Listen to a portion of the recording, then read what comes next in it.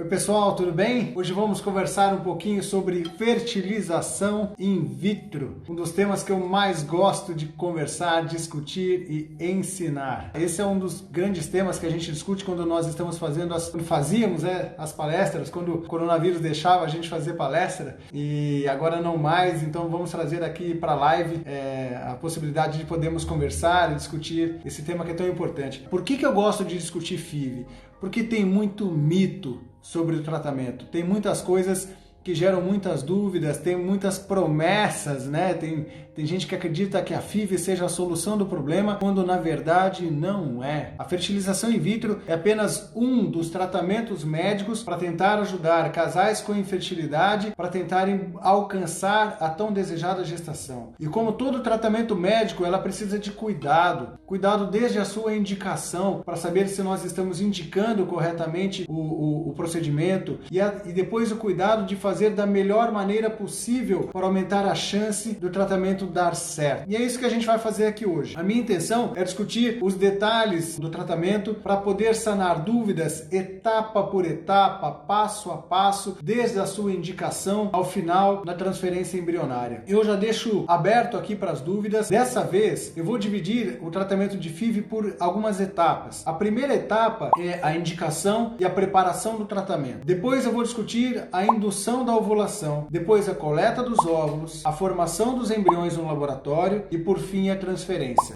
Tente ser claros nas perguntas. É uma dúvida sobre a indicação, uma dúvida sobre as técnicas de indução, uma dúvida sobre se eu devo fazer biópsia embrionária, e assim a gente consegue esclarecer e tentar seguir um cronograma para manter a melhor didática possível para que todos possam entender e aprender um pouquinho mais sobre o tratamento, correto? Então vamos lá. A fertilização in vitro começa na sua indicação. Para quem não acompanhou a última live que fala sobre as indicações dos tratamentos, a forma como a gente deve raciocinar, eu super indico. Essa live já está lá no YouTube dos Sentidos da Vida. Eu super indico para que você consiga entender um pouco sobre as indicações. Mas quando nós pensamos em indicar fertilização in vitro, de novo eu preparei aquele meu desenho. Deixa eu voltar aqui. Dá para ver bem aí? Acho que vai dar para ver legal. O que ocorre na fertilização in vitro para que nós possamos indicar? Lembrando que na gravidez natural, os espermatozoides devem vir aqui dentro do útero, percorrer o caminho uterino para chegar até o óvulo que a mulher produziu. E aqui vai formar o embrião. Então, se eu tenho um problema nas tubas uterinas, se eu tenho um problema que dificulta a passagem do espermatozoide para chegar até o óvulo, talvez eu tenha que mudar o caminho, fertilizar esse óvulo com o espermatozoide fora do corpo, formar um embrião fora do corpo e colocar o embrião pronto aqui dentro. Esse procedimento de retirar o óvulo, formar o embrião e colocá-lo pronto dentro do útero é o que nós chamamos de FIV, fertilização in vitro, correto? Então, a primeira indicação de FIV são casos de fator tubário de infertilidade, seja porque a mulher tem endometriose, seja porque tem aderências pélvicas ou por algum problema nas tubas uterinas que não permitem que o espermatozoide chegue até lá. A segunda possibilidade é porque o espermatozoide não tem quantidade ou motilidade suficiente para poder percorrer o caminho até o óvulo. Lembrando que o trato reprodutor feminino coloca muitas dificuldades desde a entrada até o caminho tubário para que ele consiga chegar até aqui. Então, quando eu tenho um fator masculino mais grave, com uma menor concentração de espermatozoides, e geralmente essa concentração é menor do que 5 milhões, posso pensar que a fertilização in vitro possa ser bem indicada. Quando eu tenho um fator masculino leve, só por uma questão masculina, ainda dá para pensar numa inseminação artificial quando eu tenho mais do que 5 milhões de espermatozoides móveis, e eu não estou falando do espermograma simples, estou falando do espermograma com processamento seminal, capacitação espermática. Fator masculino grave e fator tubário são os dois principais fatores que levam ao médico a indicar o tratamento de FIV. Outros fatores que também podem nos fazer indicar o tratamento são casos de falhas de tratamentos de baixa complexidade. Então, eu fiz 1, 2, 3 inseminações, 4 inseminações e não deram certo, a FIV passa a ser uma opção. Outro caso de indicação de FIV, mulheres com idade avançada ou baixa reserva ovariana, cujo tempo vai trazer alguma complicação para ela conseguir engravidar para o futuro. Então, se eu tenho uma mulher com infertilidade, idade avançada, baixa reserva ovariana e tenho muito receio de usar tratamentos de baixa complexidade para fazê-los engravidar,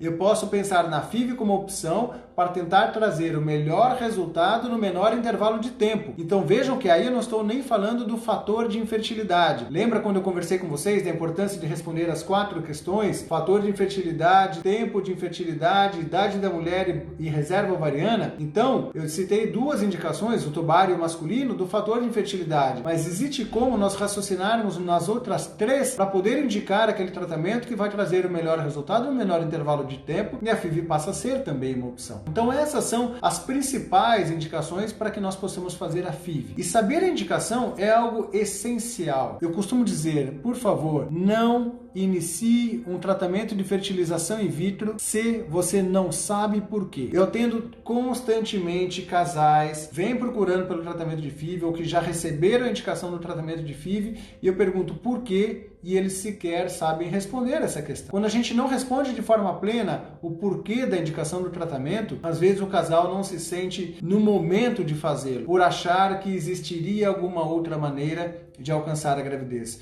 Então, o médico tem que ser objetivo, claro, para poder dizer claramente qual é a indicação do tratamento. Eu recomendo que não o faça se não souber porquê. E até mesmo, por exemplo, se eu vou indicar uma FIV por um fator masculino grave, eu tenho que saber trabalhar o fator masculino antes de fazer a FIV para saber se eu posso melhorar as suas condições. Se eu estou indicando FIV para uma mulher de baixa reserva ovariana, eu tenho que fazer um planejamento estratégico de FIV para uma mulher com baixa reserva ovariana, que é completamente diferente do planejamento de FIV com uma mulher com boa reserva ovariana. Já entrando nesse tema, já me preparando para discutir a indução da ovulação, essa é uma pergunta essencial. Qual é a reserva ovariana da mulher que fará o tratamento de FIV? Existem formas de medir a reserva ovariana, desde o FSH, a contagem de folículos antrais e o antimileriano, mas iniciar um tratamento de FIV sem saber a reserva ovariana é a mesma coisa que ir às compras sem saber quanto dinheiro você tem, porque de repente você vai querendo uma grande expectativa de fazer grandes compras e não tem dinheiro suficiente na carteira, né? Então é só um paralelo para você entender que essa variável quantitativa, né,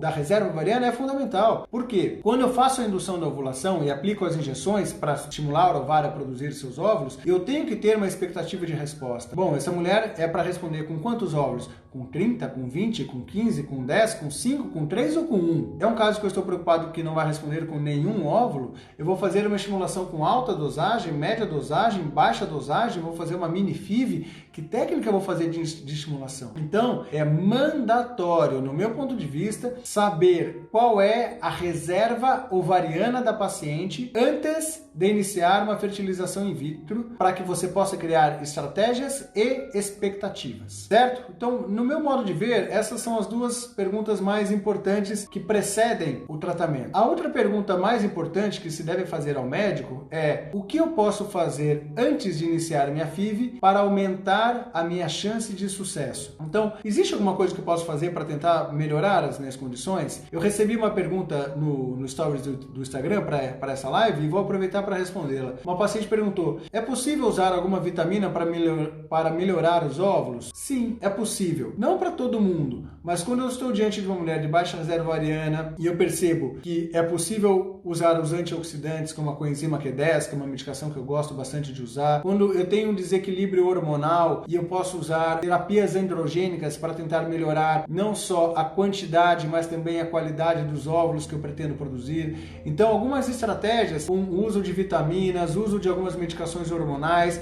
medicamentos hormonais preparatórios para tentar fazer com que a mulher responda de forma mais sincrônica e ordenada com seus folículos, podem e devem ser discutidos antes de iniciar o tratamento. E quando eu falo no início do tratamento, nós iniciaremos com a etapa de indução da ovulação. O que é a indução da ovulação? Eu vou estimular o ovário da mulher com algumas injeções, na grande maioria das vezes injeções, para tentar fazer com que ela produza um número maior de óvulos. Esse é o propósito. Então, os medicamentos utilizados durante durante uma FIV tem um objetivo único: fazer com que a mulher responda com o maior número de óvulos da maneira mais segura possível. Então, não quer dizer que eu quero ter 40 óvulos de uma paciente que teria potencial para ter 40, porque eu também preciso de níveis de segurança para fazer isso. Mas sim, eu quero obter o maior número de óvulos com qualidade, com a maior segurança possível. E esse é o objetivo da indução da ovulação. E para isso, eu uso alguns medicamentos hormonais injetáveis.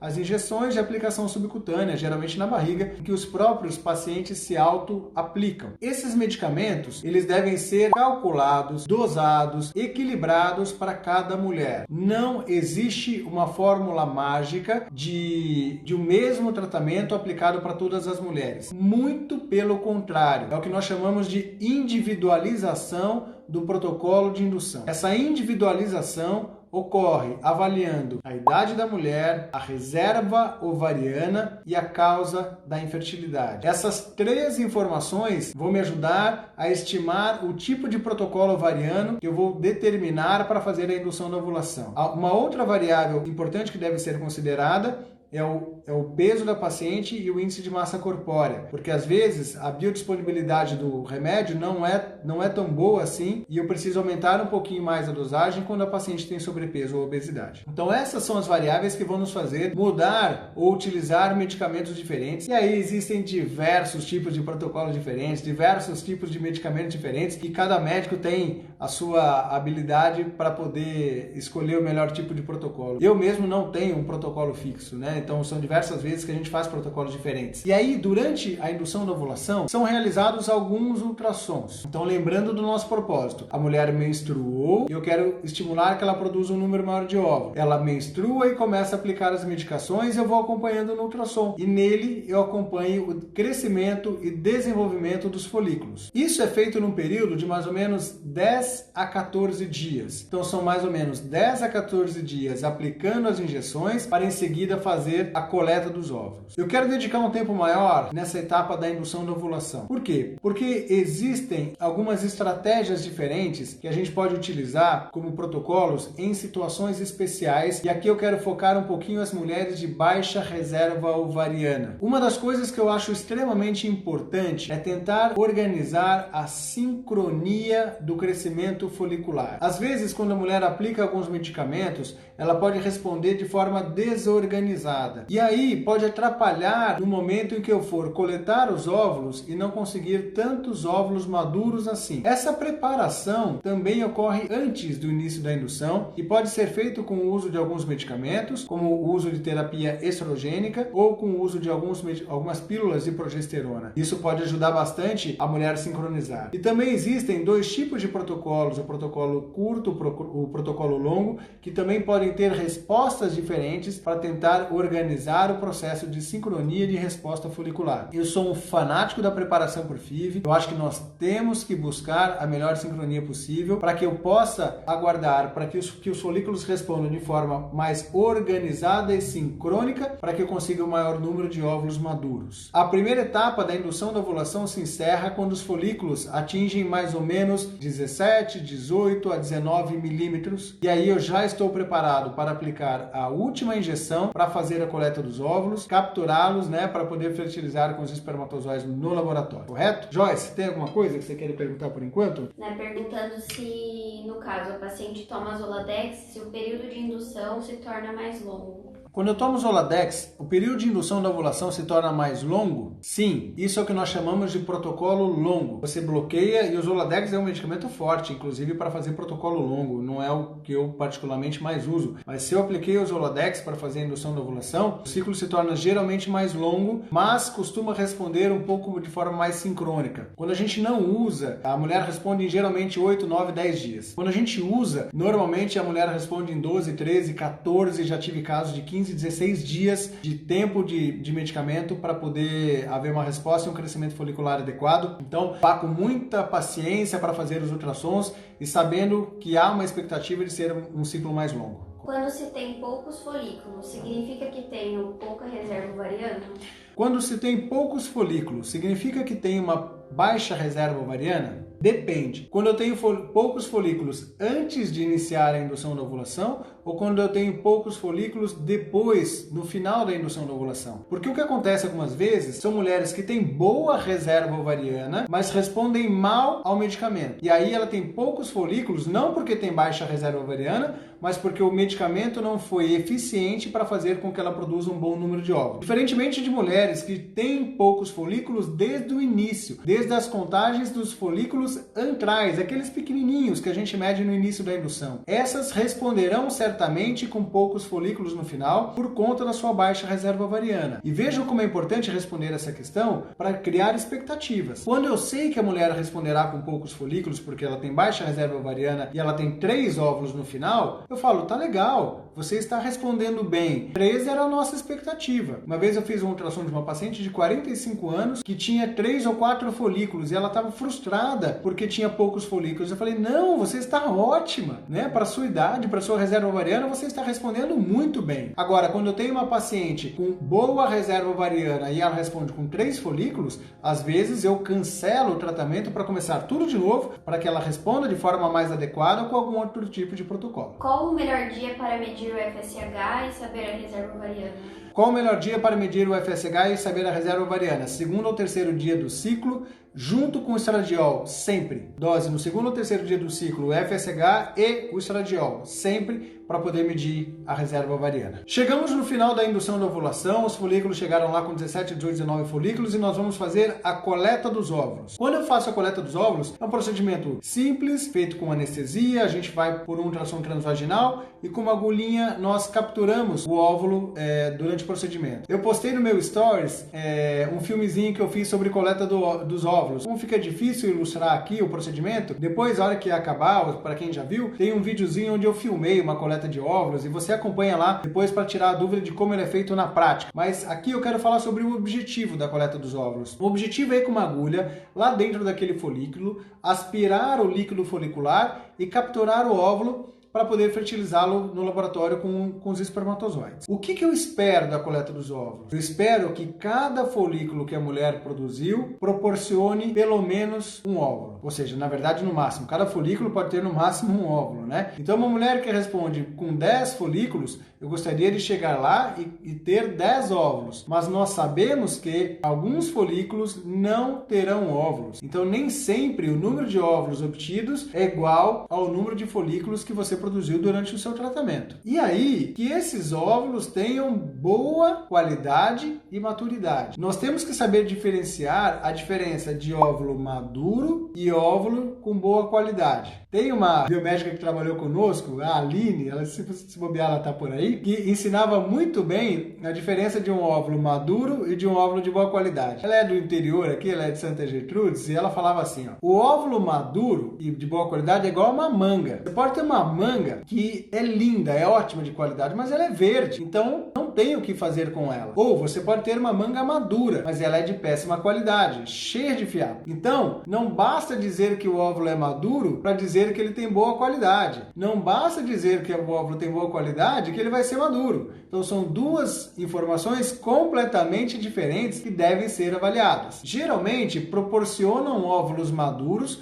os folículos que têm mais de 15, 16, 17 milímetros durante a indução. Os folículos menores geralmente proporcionam óvulos imaturos que não permitem ser trabalhados e fertilizados para poder formar um embrião. Por isso que eu gosto muito da resposta sincrônica, porque quando a mulher responde com um folículo de 17, um de 16, um de 15, um de 12, um de 11, eu estou falando que possivelmente consiga óvulos, mas em sua grande maioria imaturos. Se eu consigo uma resposta mais harmônica e sincrônica, eu aumento o número de óvulos maduros e aumento o potencial de formar mais embriões para que agora eles entrem no que eu chamo de funil evolutivo embrionário. O que é esse funil evolutivo embrionário? Significa que eu tenho um número inicial de óvulos, eu vou querer saber quantos são maduros, eu quero saber quantos vão formar embriões, como esses embriões serão, se desenvolverão e quantos chegarão no estágio de blastocisto. Então vamos lá. Primeira coisa, coletei os óvulos e preciso fertilizá-los para formar embriões. Quais são as técnicas de fertilização que existem para poder formar embriões? São duas. Deixa eu desenhar aqui. Existem duas técnicas. Uma delas, eu capto o óvulo e deixo os espermatozoides em volta no laboratório para ver se eles vão formar os embriões a partir dele. Isso se chama FIV clássica. Essa é a FIV clássica para poder formar embriões. Eu deixo que os espermatozoides fertilizem de forma natural. A outra forma de fazer, eu pego o óvulo, escolho um espermatozoide, vou com uma agulhinha dentro do óvulo e injeto esse espermatozoide. Essa técnica se chama de ICSI. ICSI, às vezes a letra tá ruim porque eu estou escrevendo de ponta cabeça, mas a técnica chama ICSI. Então, existem duas técnicas para formar embriões, a FIV clássica e a técnica de ICSI. Qual é melhor? Depende. Eu sou fã da FIV clássica, só que eu preciso de critérios para poder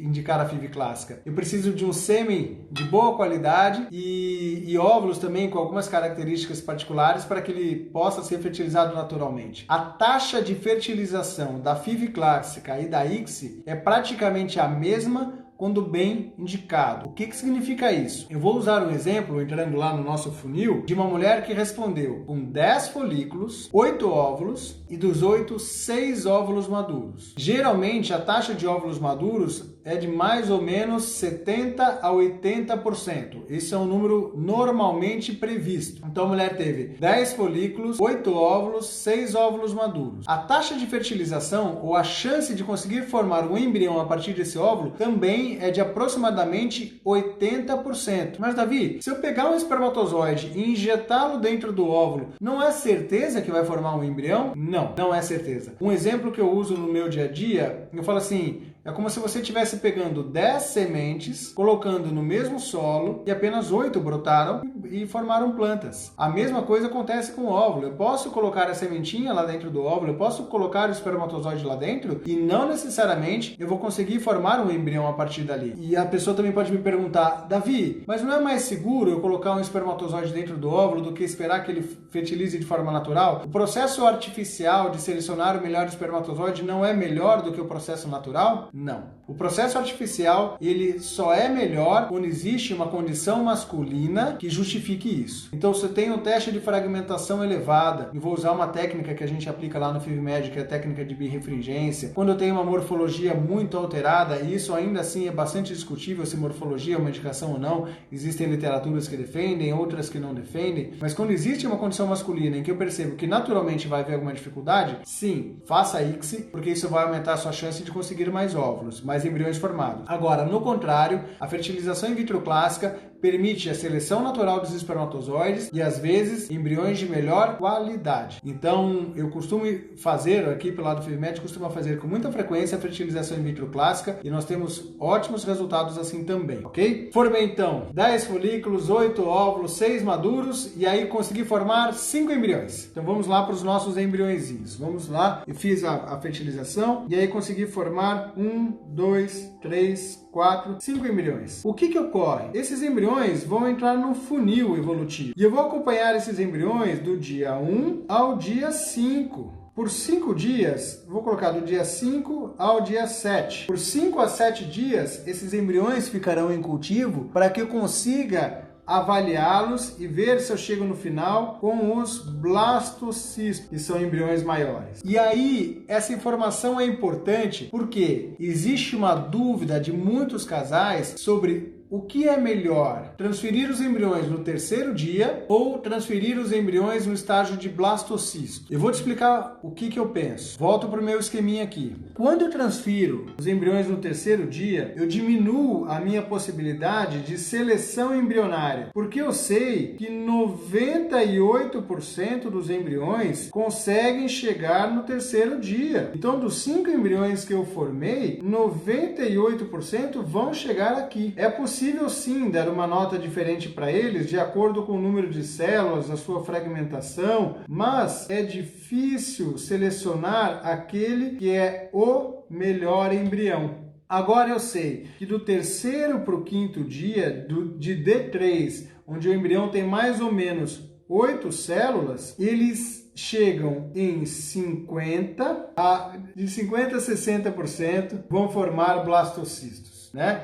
Então, dos embriões no terceiro dia, 50 a 60% vão formar blastocistos. E sendo um pouquinho mais categórico, 40 a 60%. Quanto maior a idade da mulher, menor a taxa de blastulação.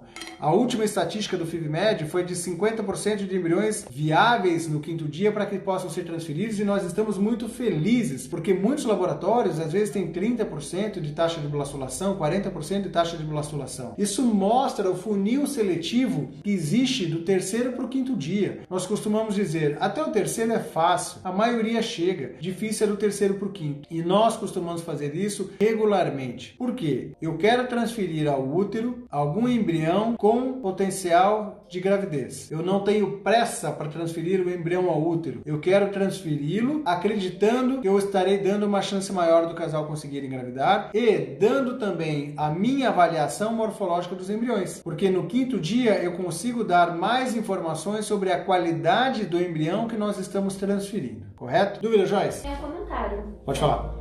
Uma paciente de 50 anos, ela recebeu óvulos doados, fez 2 FIVs e transferiu 2 mórulas, porém ela não conseguiu engravidar. Paciente de 50 anos de idade fez 2 FIVs e transferiu 2 mórulas, mas não conseguiu engravidar. Olha o cuidado que a gente tem que ter. Normalmente, quando a gente tem embriões doados, óvulos doados, teoricamente é a melhor qualidade embrionária que a gente pode ter por serem mulheres muito jovens. E ela fala para mim que ela transferiu em mórula. Eu vou aproveitar esse gancho para poder explicar uma condição que se chama janela de implantação. O que é janela de implantação? Quando eu vou transferir o embrião ao útero, eu preciso que tanto o endométrio quanto o embrião estejam exatamente na mesma sintonia ou na mesma sincronia para que o endométrio receba bem. Quando o embrião é formado lá na tuba uterina, ele demora 5 a 7 dias para chegar ao útero, e isso tem um motivo. É porque o endométrio demora 5 a 7 dias para receber o embrião naquele momento. Então, o embrião um blastocisto precisa de um endométrio com mais ou menos 120 horas de progesterona para receber esse embrião. Você recebeu uma mórula. Uma mórula você recebeu ou porque o embrião estava no 4º dia e foi uma transferência em D4, ou porque o embrião estava no 5º dia e estava um pouco atrasado. Eu vou usar a segunda situação, que possivelmente seja mais provável. Então, o embrião era do 5º dia, estava no 5º dia de desenvolvimento embrionário. Você que colocou essa informação, me corrige se você transferiu em D4 ou em D5. Então, se eu estava no 5º dia e o embrião era ainda uma mórula, ele estava um dia atrasado. Eu tinha o endométrio preparado para o 5º dia e o embrião no 4º dia. Eu posso ter quebrado a janela de implantação. Eu poderia ter um bom endométrio, poderia ter um bom embrião, mas eles não estavam exatamente no mesmo momento para que ocorresse a implantação. Isso se chama janela de implantação. É possível medir a janela de implantação através de um exame chamado ERA, que mede geneticamente a janela de implantação, ou através de uma biópsia embrionária e feito histologia disso. Existem algumas divergências literárias, não existe um consenso de que esses exames são totalmente fiéis para os seus resultados, mas a gente costuma indicar com boa frequência quando a gente tem alguma dúvida da janela de implantação. Às vezes, o endométrio demora um pouquinho mais para se preparar. Eu dou 120 horas de progesterona para transferir um blastocisto, mas não foi suficiente para o endométrio se tornar receptivo. Eu teria que ter dado 144 horas ou eu teria que ter dado 110 horas para mais ou para menos para corrigir a janela de implantação. Deixa eu ver aqui, depois da transferência do embrião, que o blastocisto, quantos dias saber se está grávida? Quanto tempo? 12 dias depois, tá? 12 dias, 10 a 12 dias depois a gente sabe, depende do médico se ele é bonzinho ou não. Eu sei que tem gente assistindo aí que fala que dá para fazer o teste de gravidez de farmácia muito antes. Ela fica falando para minhas pacientes para fazer o teste de farmácia. Mas assim, eu costumo pedir o beta-HCG quantitativo em 10 dias para poder fazer o teste. Mas voltando ao tema. Então, eu corrigi a janela de implantação para transferir o embrião é uma forma de aumentar a chance de gravidez. E quais são as maneiras de corrigir a janela de implantação? A principal delas é congelando o embrião para depois transferir. Essa é a melhor maneira que você tem para corrigir a janela de implantação. É o protocolo que nós chamamos de protocolo de freeze-all. Nós congelamos os embriões e depois transferimos num ciclo posterior. Esse é o protocolo que vem trazendo melhor resultado nos tratamentos. Por quê? Porque eu formo os embriões, eu congelo os embriões, a mulher menstrua e no ciclo posterior eu preparo só o endométrio. Então eu transfiro o meu melhor embrião no meu melhor endométrio e aumento, consequentemente, a chance de gestação. Quando eu faço uma transferência a fresco, ou seja, eu estimulo a ovulação da mulher, coleto os óvulos, formo o embrião e logo transfiro, eu posso quebrar um pouco a janela de implantação. Os medicamentos, as injeções que a gente usa para estimular a formação dos folículos podem interferir negativamente no endométrio e atrapalhar o seu resultado. Então, cada vez mais se faz um protocolo de freeze-all para poder oferecer melhor chance. A transferência a fresco tem seu espaço. São muitos casos que ainda fazem transferência a fresco, mas eu costumo dizer que é muito mais delicado você fazer um tratamento com transferência a fresco. Em 2014, eu fui para a Alemanha, fui fazer um estágio para estudar a melhor maneira de se fazer transferência a fresco. Se assim quero fazer da melhor maneira, eu preciso controlar muito bem quais medicamentos eu usei durante a indução da ovulação, usar alguns outros medicamentos para impedir que ela entre numa fase de luteinização. O momento da captação do óvulo deve ser medido com exames hormonais. O início da progesterona muitas vezes tem que ser um pouquinho mais tardio. Então tem muitos detalhes para que a gente consiga fazer uma transferência a fresco da melhor qualidade possível. O protocolo de freeze-all é muito mais fácil, eu não preciso controlar tantos hormônios assim. Então eu gosto dos dois protocolos, costumo fazer mais o protocolo de freeze-all, mas eu adoro transferência a fresco, desde que siga critérios técnicos muito precisos para poder proporcionar chances tão boas quanto aquelas que se conseguem com freeze-all. Então, uma maneira de organizar ou melhorar a janela de implantação é com o congelamento direto dos embriões. Tendo feito o congelamento dos embriões, nós podemos fazer dois tipos de transferência. Uma delas, um preparo do endométrio artificial, outra com o preparo natural do endométrio. Como assim artificial ou natural? Todo mês, no ciclo menstrual da mulher, ela tem o crescimento do seu folículo e esse folículo naturalmente vai preparar seu endométrio. Então você pode aproveitar esse ciclo natural, o folículo natural, seus hormônios naturais para preparar o endométrio para depois transferir o embrião. Uma outra maneira é não deixa nada natural e toma alguns remédios de estrogênio para você poder transferir o embrião depois. Qual é melhor, o ciclo natural ou o ciclo artificial? A literatura não responde isso de forma precisa. Dizem que tem o mesmo potencial. Eu adoro o ciclo natural, quando é possível fazê-lo. Existem novas fontes literárias que mostram uma chance de gravidez um pouco maior com preparo com ciclo natural, então precisa saber fazer isso. Também não é tão simples assim. O ciclo artificial é muito mais fácil de você organizar os medicamentos e calcular a janela de implantação. O ciclo natural não. Exige dosar os hormônios, acompanhar, fazer mais do que um ultrassom, muitas vezes ter que cancelar uma transferência, mas os dois costumam ter bom potencial de gravidez, ok? Eu já fiz a indução da ovulação, fiz a captação do óvulo e vou pensar em transferir os embriões. Quantos embriões eu posso transferir? Essa pergunta ela tem que ser cuidadosa, porque a resposta de quantos embriões eu posso transferir não significa que você vai transferir. Então, a próxima pergunta é: quantos embriões eu posso transferir? Mulheres com 35 anos até 35 anos podem transferir 2, de 35 a 40 podem transferir 3, acima de 40 podem transferir 4 embriões. Caramba, Davi, 4 embriões? Exato. Quanto maior a idade, menor a chance de gravidez, mais embriões eu posso transferir, torcendo para que pelo menos um engravide e proporcione uma gravidez. Esse é o pensamento. Por que mulheres mais velhas podem transferir mais? Porque sua chance de gravidez é menor e eu posso transferir um número maior, torcendo para que pelo menos um implante e leve a uma gravidez viável. Agora, eu posso transferir ou eu vou transferir? Cada vez mais defende-se transferir apenas um único embrião. No ano passado, eu transferi um embrião para a grande maioria dos meus casos e nós tivemos excelentes taxas de gestação. A taxa de gravidez foi de mais ou menos 60% a 70% no ano de 2019 e muitos desses casos transferindo apenas um único embrião. E o embrião excedente é guardado. Então, esse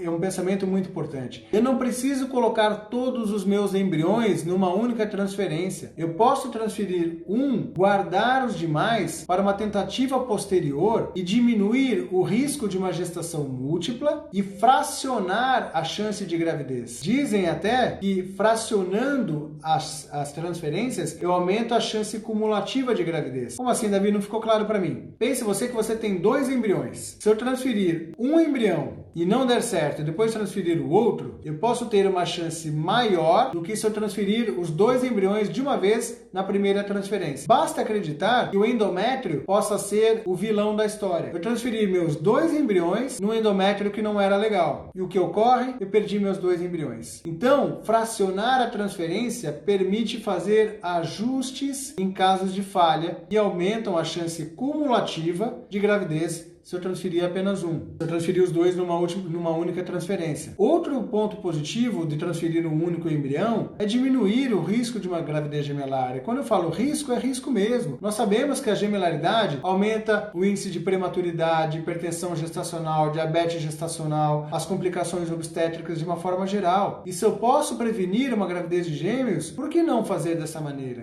Então, é uma prudência hoje em dia buscar uma gravidez única e tentar prevenir uma gravidez gemelar. Eu não vejo por que transferir mais do que um embrião numa paciente que tem embriões de boa qualidade até 35 anos. Mulheres abaixo de 35 anos com bons embriões, eu não vejo por que transferir 2. Transfira um, congele seu outro embrião e guarde para ter o segundo filho daqui 2 anos. Sem contar o trabalho que dá cuidar de gêmeos, Então não sei se tem alguém aí com gêmeos, mas assim, é puxado.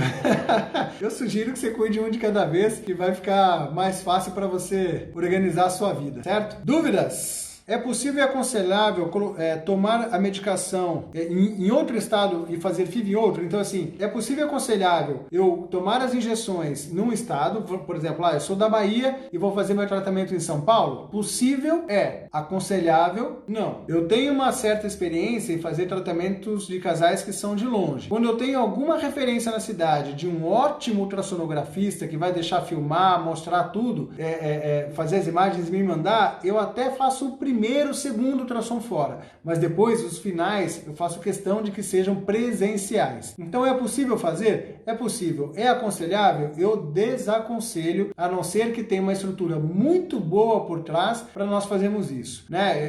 Eu citei de uma farofa de uma paciente da Bahia agora no começo e deu super certo. Ela fez a maioria dos ultrassons fora, porque ela conseguiu filmar, trazer, colher os exames e tinha uma pessoa de muita confiança para fazer os ultrassons. Não é o que a gente vê na prática do dia a dia. Então eu não recomendo esse tipo de protocolo, ok? Essa questão pode ser definida pela idade da mulher ou fica a critério do casal? Eu creio que ela está me perguntando do número de embriões a ser transferido. Então, quem define quantos embriões nós vamos transferir? A lei, a regra. Então, assim, uma mulher de 35 anos só pode transferir no máximo 2. Até 35 anos, no máximo 2. Quem decide se vai transferir 1 ou 2? O casal. O casal ainda define, a não ser que tenha alguma doença por trás disso. Ela tem uma alteração uterina, onde torna o risco de uma gravidez gemelar muito maior, tem uma hipertensão, já tem uma diabetes prévio, aí passa a ser mandatória a transferência de um único. No contrário, eu dou a minha opinião, a equipe do laboratório dá a opinião, mas quem define no fundo é o casal. Agora, eu jamais posso transferir 3 embriões se a mulher tem menos de 35 anos. Isso vai contra as recomendações técnicas do Conselho Federal de Medicina, ok? Poços de Caldas, Minas Gerais. Valores. Existem formas de pagamento que facilitem opções mais acessíveis? Um grande problema da fertilização in vitro se chama preço. É um tratamento de alto valor agregado, onde os medicamentos são caros, a parte laboratorial exige uma infraestrutura muito grande.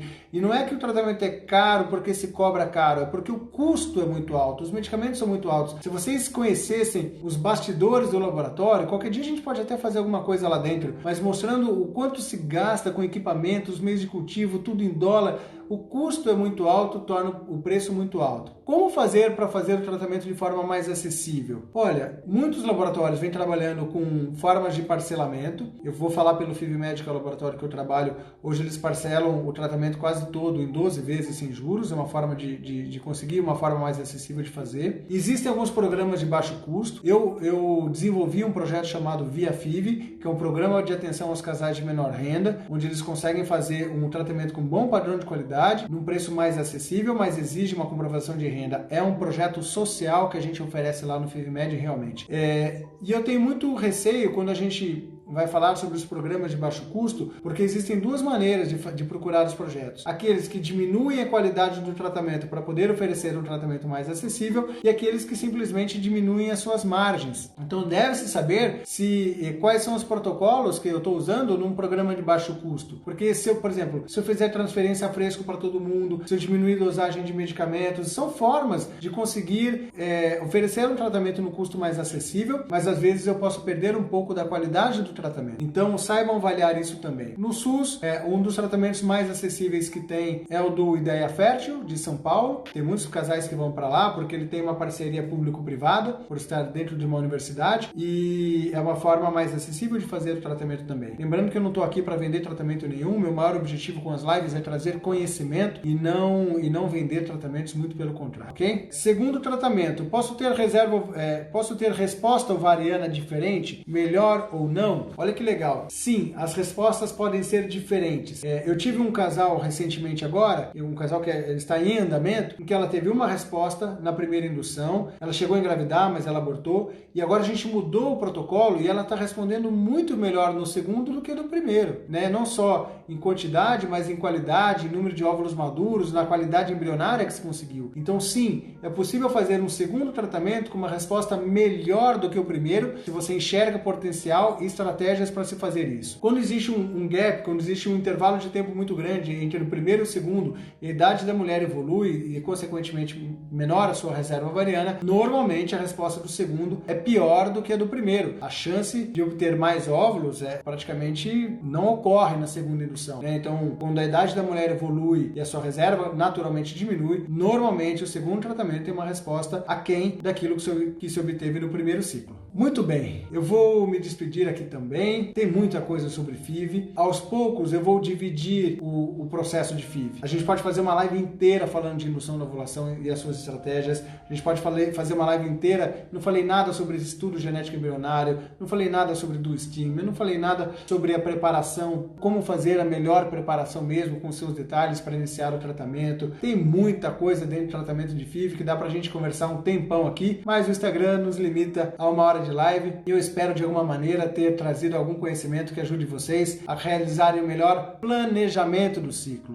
Eu vou fazer a última consideração. Quando você vai fazer uma FIV e você quer saber o preço de uma FIV, também não esqueça de perguntar qual é a chance do tratamento dar certo, porque colocar um embrião pronto dentro do seu útero não significa que você vai engravidar. E isso é muito importante para que você possa fazer um planejamento adequado. E a chance de um tratamento dar certo depende da idade da mulher, da reserva ovariana e do fator de infertilidade, e o médico tem que responder essa questão antes de iniciar o tratamento para que o casal possa criar verdadeiras expectativas, ok? Depois a gente pode divagar um pouco mais sobre isso numa próxima live. Um abraço para vocês, boa noite, até a próxima, e eu fico à disposição se quiserem me mandar alguma pergunta no direct ou aqui no Stories, a gente pode conversar. Não deixe de assistir os videozinhos de como se faz a coleta dos óvulos, como se faz a transferência dos embriões, tá tudo aqui no Stories, é só você olhar lá e tem os videozinhos mostrando na prática como é que funcionam essas duas etapas do tratamento. Um abraço para vocês, boa noite e até a próxima.